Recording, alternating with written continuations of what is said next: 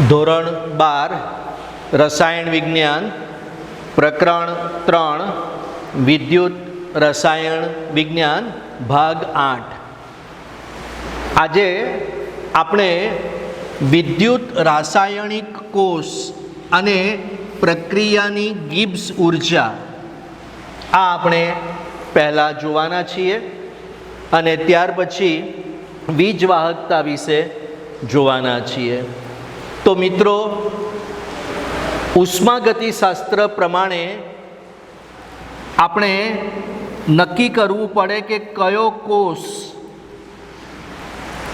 આપમેળે કામ કરશે અને કયા કોષ દ્વારા વધુ કાર્ય થઈ શકે। તો એના માટે અગાઉ આપણે જોયેલું કે રેડોક્સ પ્રક્રિયામાં આપણે સેલ પોટેન્શિયલ શોધીએ અને એ વેલ્યુ જો પોઝિટિવ આવે તો એ ક્રિયા આપમેળે થાય। બીજું કે ખાસ કરીને તો ડેલ્ટા જી એટલે કે મુક્ત ઉર્જા ફેરફાર, આ વેલ્યુ ઓલવેઝ નેગેટિવ આવવી જોઈએ। જે વેલ્યુ ડેલ્ટા જીની નેગેટિવ એટલે કે ઋણ આવે, ભલે નાનું મૂલ્ય હોય પણ જો ઋણ મૂલ્ય હોય તો એ પ્રક્રિયા આપમેળે થાય। જો ડેલ્ટા જીનું મૂલ્ય પોઝિટિવ આવે તો એ ક્રિયા આપમેળે થશે નહીં। એટલે કે જે વીજ રાસાયણિક કોષ છે એ ક્યારે કાર્ય કરે એ મુક્ત ઉર્જાના તફાવત અથવા મુક્ત ઉર્જાના ફેરફાર ઉપરથી નક્કી કરી શકાય। તો આ જે મુક્ત ઉર્જા છે એ શેના ઉપર ડિપેન્ડ કરે? તો 1 સેકન્ડમાં થયેલ વિદ્યુતીય કાર્ય, 1 સેકન્ડમાં કેટલું વિદ્યુતીય કાર્ય થાય છે એ શેના ઉપર ડિપેન્ડ કરે છે?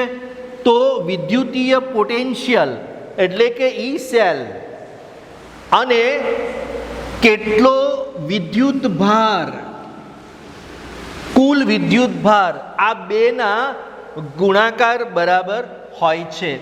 એટલે આપણે એમ કહી શકીએ કે delta G is equal to વિદ્યુતીય પોટેન્શિયલ ઇન્ટુ વિદ્યુત ભાર, પસાર થયેલો વિદ્યુત ભાર 1 સેકન્ડમાં। તો આ બેના ગુણાકારને આપણે હવે આ રીતે દર્શાવી શકીએ। એટલે કે standard delta G R for reaction અને ડેલ્ટા જી એ શું છે?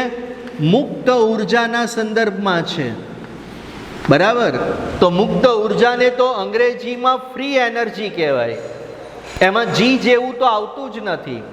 પણ ગિબ્સ નામના વૈજ્ઞાનિકે આ મુક્ત ઉર્જા વિશેની વાત એના સંશોધનમાં કહી હતી, એટલે ગિબ્સના નામ ઉપરથી મુક્ત ઉર્જા માટે જી લખાય છે, કેપિટલ જી, અને એના બરાબર સૂત્ર થશે delta G R is equal to minus NF E cell. E cell એટલે સેલ પોટેન્શિયલ અને NF એટલે કેટલા ફેરાડે વિદ્યુત જથ્થો પસાર થાય છે તે। હવે ઈ સેલ જે છે એ વિશિષ્ટ ગુણધર્મ છે। અગાઉ આપણે થર્મોડાયનેમિક્સમાં જોઈ ગયેલા કે વિશિષ્ટ ગુણધર્મ કોને કહેવાય અને માત્રાત્મક ગુણધર્મ કોને કહેવાય। તો ફરી એકવાર રિપીટ કરીએ, વિશિષ્ટ ગુણધર્મ એટલે પદાર્થનો કે પ્રણાલીનો એવો ગુણધર્મ કે જે પદાર્થના જથ્થા ઉપર આધાર રાખતો નથી। ખાલી પદાર્થ હોવો જોઈએ, પદાર્થના એ જથ્થા પર આધાર નથી રાખતું। જ્યારે માત્રાત્મક, જો શબ્દ જ છે માત્રા, માત્રા એટલે જથ્થો, એટલે પદાર્થનો જે ગુણધર્મ એના જથ્થા ઉપર આધાર રાખે તેને માત્રાત્મક ગુણધર્મ કહેવાય। તો કેમ ડેલ્ટા જી માત્રાત્મક ગુણધર્મ છે? તો એ આ પ્રક્રિયામાં કેટલા મોલ ઇલેક્ટ્રોન વપરાય છે અને મુક્ત થાય છે તેના ઉપર આધાર રાખે. એટલે આપણે ડેનિયલ કોષમાં જે સમીકરણ જોયેલું તે પ્રમાણે કે zinc solid plus Cu plus 2 aqueous it gives Zn plus 2 aqueous plus Cu solid. બરાબર. તો આ પ્રક્રિયામાં આપણને ખબર છે કે પ્રક્રિયામાં જે ઇલેક્ટ્રોનની આપલે થાય છે એ 2 મોલ ઇલેક્ટ્રોન વપરાય છે. એટલે અહીં આપણે આ NFની જગ્યાએ 2 ફેરાડે જથ્થો લીધો. હવે જો આ સમીકરણ જે છે એનું બમણું સ્વરૂપ લઈએ, એટલે કે 2Zn solid plus 2Cu plus 2 aqueous it gives 2Zn plus 2 aqueous plus 2Cu solid, એટલે કે આપણે આખા સમીકરણને 2 વડે ગુણ્યું છે. તો આપણે આ ડેલ્ટા GRનું મૂલ્ય મેળવવા માટે હવે આ પ્રક્રિયામાં ઇલેક્ટ્રોન કેટલા થવાના? 4 મોલ ઇલેક્ટ્રોન. એટલે એને 4 ફેરાડે મૂકીને આપણે મૂલ્ય મેળવવું પડે. તો મિત્રો જુઓ, અહીં ડેલ્ટા જીનું મૂલ્ય જે આવશે એના કરતાં અહીંયા ડેલ્ટા જીનું મૂલ્ય ડબલ આવશે. કેમ? અહીંયા આ વેલ્યુ ડબલ થઈ, બમણી થઈ. તો જુઓ, આ સમીકરણમાં સેલ પોટેન્શિયલનું મૂલ્ય બદલાયું નહીં, એટલે એ વિશિષ્ટ ગુણધર્મ છે. પણ ડેલ્ટા જી માટે આ મૂલ્ય બદલાયું, જથ્થો બદલાતા, એટલે એ માત્રાત્મક ગુણધર્મ છે. વિશેષમાં જો આ કોષ પ્રમાણિત સ્થિતિમાં હોય તો પ્રમાણિત માટે આપણે જુઓ આગળ કે પ્રમાણિત એન્થાલ્પી હોય તો સ્ટાન્ડર્ડ ડેલ્ટા H લખીએ. બરાબર. તો એ રીતે પ્રમાણિત આંતરિક ઉર્જા હોય તો સ્ટાન્ડર્ડ ડેલ્ટા U લખીએ. તેમ અહીં પ્રમાણિત કોષ હોય તો, એટલે અગાઉ આપણે જોઈ ગયા કે બંને બાજુ દ્રાવણોની પ્રારંભિક સાંદ્રતા 1 મોલર હોવી જોઈએ. બરાબર. જો વાયુ હોય તો સતત 1 બાર દબાણે, અને જો તાપમાન આપણે 298 કેલ્વિન લીધું હોય તો એ કોષ પ્રમાણિત કહેવાય. તો એના માટે સૂત્ર મળે આપણને કે સ્ટાન્ડર્ડ ડેલ્ટા GR, એટલે કે પ્રક્રિયાની પ્રમાણિત સર્જન મુક્ત ઉર્જા બરાબર -NF સ્ટાન્ડર્ડ સેલ પોટેન્શિયલ. હવે એના ઉપરથી આપણે સંતુલન અચળાંક પણ નક્કી કરી શકીએ. એટલે કે standard delta GR is equal two -RT natural log K. હવે આ જો સાદા લોગમાં ફેરવવું હોય તો આપણે એને શું કરવું પડે? 2.303 વડે ગુણવું પડે. એટલે કે standard delta GR is equal two -2.303 RT log K.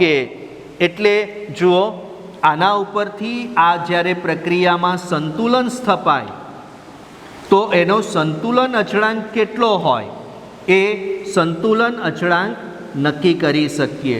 સંતુલન અચળાંક કેમ જાણવો જોઈએ? તો સંતુલન અચળાંકની કિંમત જેટલી વધારે એટલું પ્રક્રિયકનું નિપજમાં રૂપાંતર વધારે પ્રમાણમાં થાય.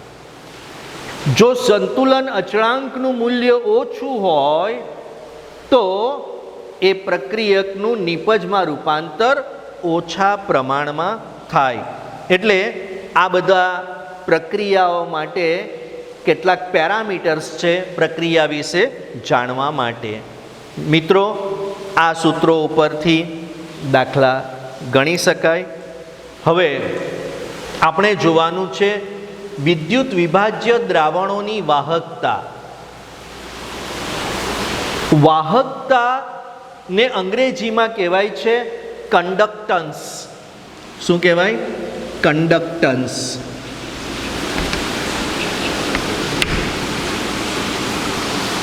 તો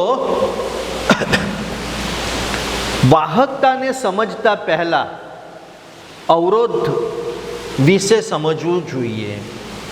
અવરોધ માટે સંજ્ઞા કેપિટલ આર વપરાય છે અને એને અંગ્રેજીમાં કહેવાય છે રેઝિસ્ટન્ટ.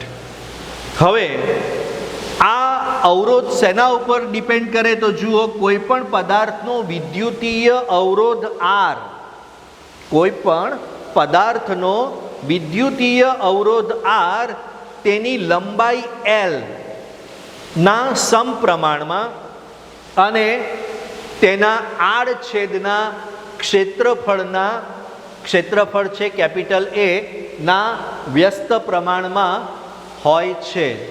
એટલે કે R proportional to L upon એ.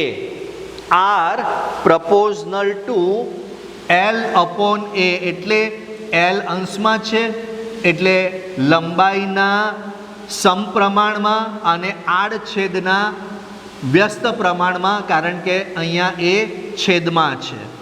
હવે આ તો એની વચ્ચેનો સંબંધ થયો, પણ પરફેક્ટ સંબંધ માટે ઇઝ ઇક્વલ ટુ કરીએ ત્યારે આપણે કોઈ સપ્રમાણતા અચળાંક લેવો પડે અને એ સપ્રમાણતા અચળાંકને પી જેવું વંચાય છે, પણ એ પી નથી, એ રો કહેવાય. રો, બરાબર. અને જેમ આલ્ફા, બીટા, ગેમા આવે ને, તેમ આ રો છે અને એને પ્રતિરોધકતા અથવા વિશિષ્ટ અવરોધ કહેવાય. મિત્રો, થોડુંક આપણે અહીં સમજવાનો પ્રયત્ન કરીએ અવરોધને. તો ધારો કે આ એક નળી છે, પાઇપલાઇન છે, અને એ પાઇપમાંથી અને બીજી એક પાઇપ લઈએ, બંનેના આડછેદનું ક્ષેત્રફળ જુદું છે. આને આપણે પાઇપ નંબર 1 કહીએ અને આ પાઇપ નંબર 2 કહીએ. તો કઈ નળીમાં, નળી 1 અને નળી 2, કયામાંથી પાણી વધારે પ્રમાણમાં વહેશે? એકદમ ક્લિયર છે, આ નળીમાંથી. કેમ? નળીનું જે આડછેદનું ક્ષેત્રફળ છે અથવા આ નળીનો જે વ્યાસ છે એ વધારે છે, જ્યારે આ નળી સાંકડી છે, આડછેદનું ક્ષેત્રફળ ઓછું છે. આનું આડછેદનું ક્ષેત્રફળ વધારે છે, એટલે આ નળીમાંથી વધારે પ્રમાણમાં પાણી વહેશે. બરાબર. પણ પાછું બીજું એક બાબત પણ, એટલે જુઓ, વધારે પ્રમાણમાં વહન પામે એટલે આનો અવરોધ કેવો હોય? અવરોધ ઓછો હોય. અહીંયા હું આમ સાઈઝથી બતાવું છું. આડછેદના ક્ષેત્રફળના માટે એ વધારે મોટા અક્ષરે બતાવ્યો, એ કહેવા માટે કે આડછેદનું ક્ષેત્રફળ વધારે છે અને અવરોધ ઓછો છે. આમાં પાણી ખૂબ સરળતાથી વહન પામશે. જ્યારે આ નળીની અંદર આડછેદનું ક્ષેત્રફળ ઓછું છે એટલે એમાં વહન ઓછા પ્રમાણમાં થશે, એટલે કે આ નળીમાં પાણીને અવરોધ મળે છે. બીજું મિત્રો જુઓ, તમે જો ખેતરમાં પાઇપલાઇન જોઈ હોય, ખૂબ લાંબે સુધી એ પાઇપલાઇન હોય, તો એમાં વચ્ચે આમ એર નીકળવા માટે હવાઈયા મૂક્યા હોય, એટલા માટે કે એ હવા અહીં પાણીને અવરોધ આપે છે, અવરોધે છે પાણીની ગતિને. તો જેમ લંબાઈ વધારે હોય તેમ એવા હવાઈયાઓની સંખ્યા, એરવેન્ટ જેને કહેવાય, એની સંખ્યા વધારવી પડે. એટલે કે લંબાઈ ઉપર પણ ડિપેન્ડ કરે છે. થોડાક અંતર માટે પાણીનું વહન કરવું હોય તો સહેલાઈથી થઈ શકે. તો ફરી પાછું આપણે આ બાજુ જોઈએ કે આરનો એકમ, અવરોધનું એકમ છે ઓમ, OHM. એને સાંકેતિક રીતે આ રીતે પણ દર્શાવી શકાય, પણ એનો એસઆઈ એકમ જે છે એ એસઆઈ એકમ કિલોગ્રામ મીટર સ્ક્વેર છે.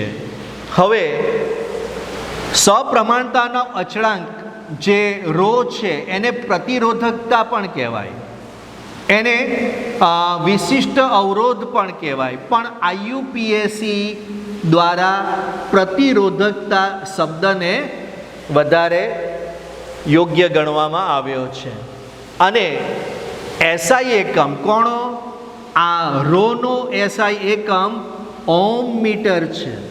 ધ્યાન રાખો, આરનો એસઆઈ એકમ કિલોગ્રામ મીટર સ્ક્વેર છે, પણ પ્રતિરોધકતાનો એટલે કે રોનો એસઆઈ એકમ ઓમ મીટર છે.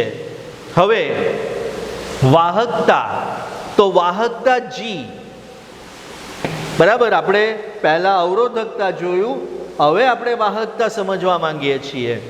તો અવરોધના વ્યસ્તને, અવરોધનો વ્યસ્ત એટલે જી પ્રપોઝનલ ટુ 1/r, એટલે પાઠ્યપુસ્તકમાં G is equal to 1/r છે, તેને તમે પ્રપોઝનલ ટુ 1/r કરી લેજો. એટલે જી પ્રપોઝનલ ટુ 1/r એટલે હવે શું થશે? જી ઇઝ ઇક્વલ ટુ 1/r બરાબર, હવે આર જે છે તો આર બરાબર રો ઇન્ટુ એલ અપોન એ, તો રો ઇન્ટુ એલ છેદમાં જશે અને એ અંશમાં આવશે.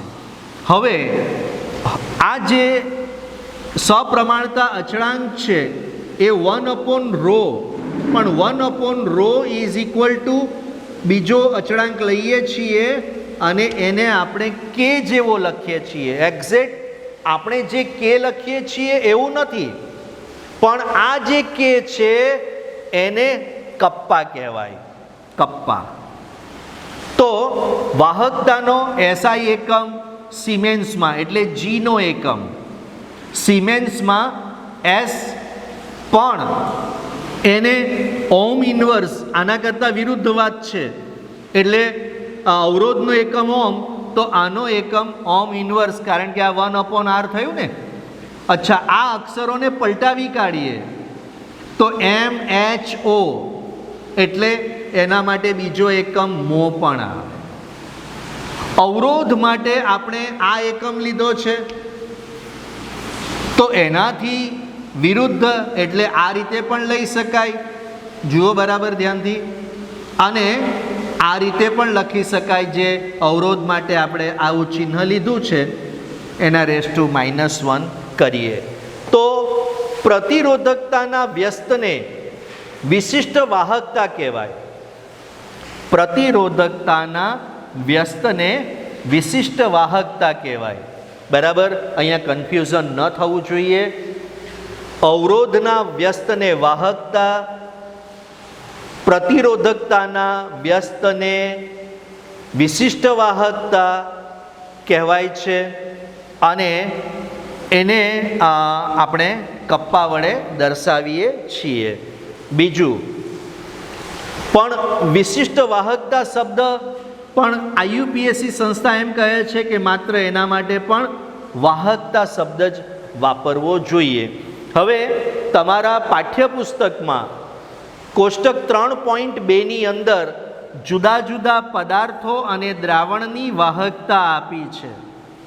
શાંતિથી એનો અભ્યાસ કરજો કે ધાતુ હોય તો એની વાહકતા કેટલી હોય, કોઈ દ્રાવણ હોય તો એની વાહકતા કેટલી હોય, કોઈ દ્રાવણમાં સાંદ્રતામાં ફેરફાર થતા, પદાર્થ એક જ છે પણ સાંદ્રતા બદલાય તો વાહકતા કઈ રીતે બદલાય છે, જેને આપણે અધાતુ ગણીએ છીએ, અવાહક ગણીએ છીએ, તો એની વાહકતા કેટલી છે, આ બધું તમારે આ કોષ્ટક 3.2માં ખૂબ ધ્યાનથી અને શાંતિથી જોઈને એને સમજવાનો પ્રયત્ન કરજો. કારણ કે વાહકતાને આધારે હવે આપણી આજુબાજુ જે પદાર્થો છે એનું આપણે વર્ગીકરણ એનાલિસિસ કરવું પડે. થોડુંક તો આપણને ખબર છે કે ભાઈ લાકડું છે એ આપણને વીજ પ્રવાહથી કરંટથી બચાવે, કેમ તો કે વિદ્યુતનો અવાહક છે. અને કોઈ ધાતુ હોય ને એમાંથી વિદ્યુત પ્રવાહ પસાર થઈ શકે, આવું બધું તમને ખબર છે. તો વાહકતાના આધારે પદાર્થોને 3 ભાગમાં વહેંચી શકીએ: વાહકો, અર્ધવાહકો અને અવાહકો. હવે જે વાહકો છે એમાં સામાન્ય રીતે બધી ધાતુઓ આવી જાય, બરાબર. પણ કેટલીક વખત આ વાહકતા એવા પણ પદાર્થો છે કે જે અધાતુઓથી બનેલા છે અને છતાં એ વિદ્યુતનું વહન કરે છે અને સુવાહક જેવું બિહેવિયર હોય છે. એવા ઘણા બધા પ્લાસ્ટિક પોલિમર્સ છે કે જે આપણને વાહક તરીકે જોવા મળે છે. પછી અવાહકો, એમાં કાચ, લાકડું, સિરેમિક, બરાબર, આ બધા અવાહકો છે. અર્ધવાહકો તો પહેલા પ્રકરણમાં આપણે જોઈ ગયા કે જે આર્સેનિક છે, એન્ટીમની છે, આવા પદાર્થોનો ઉપયોગ કરીને ચોથા એટલે કે કાર્બન સમૂહના તત્વો એની અંદર એમને ઉમેરીને આપણે એની વાહકતા બદલી શકીએ. ગેલિયમ આર્સેનાઇડ, એનો આપણે અર્ધવાહક તરીકે ઉપયોગ કરી શકીએ છીએ. હવે આ જે વિદ્યુતનું વહન થાય છે એ વિદ્યુતનું વહન છે શું? એ ઇલેક્ટ્રોનના પ્રવાહ, વિદ્યુત પ્રવાહ એ ઇલેક્ટ્રોનનો પ્રવાહ છે, બરાબર. એટલે એ શેના ઉપર ડિપેન્ડ કરે? જે ધાતુ હોય તો એ ધાતુનો સ્વભાવ, ધાતુનું બંધારણ કેવું છે, કયો ધાતુ પરમાણુ છે. બીજું, સંયોજકતા ઇલેક્ટ્રોનની સંખ્યા એક પરમાણુ દીઠ.